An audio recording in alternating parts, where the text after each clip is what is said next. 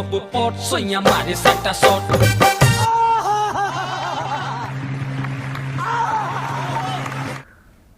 प्रणाम राधे श्याम भैया। गाना तो तार बड़ी बेस्ट बा हो, लेकिन एमे के नया वर्जन सुनाओ ना भैया। जीत कब पॉट सोया मारे सट्टा शॉट।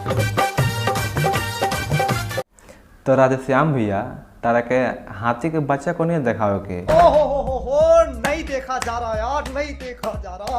नया वर्जन सुनाओ। Oh my God. या करे जटा कब जीत कब पॉट सोया मारे सट्टा शॉट। अरे करबू जो मौगा के सार कहाँ से आ गई? राधे श्याम भैया साफ मजाक करते रहो, नया गाना सुनाओ ना, नया वर्जन वाला। आधी आधी रतिया उठे तो रतिया देहिया करे जटा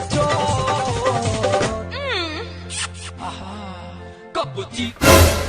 हाँ ये है भैया, कितना महान गाना बा हो। पॉट सोया मारे सट्टा शॉट।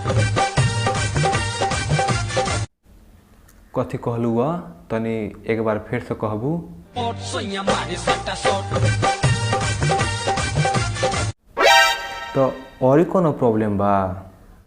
आधी आधी रतिया उठे तो रतिया देहिया करे जटा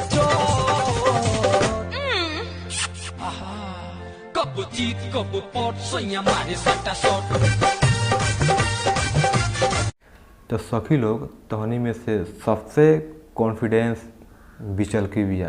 ओह माय गॉड, वाओ, बड़ी एक्टिव बिया उ।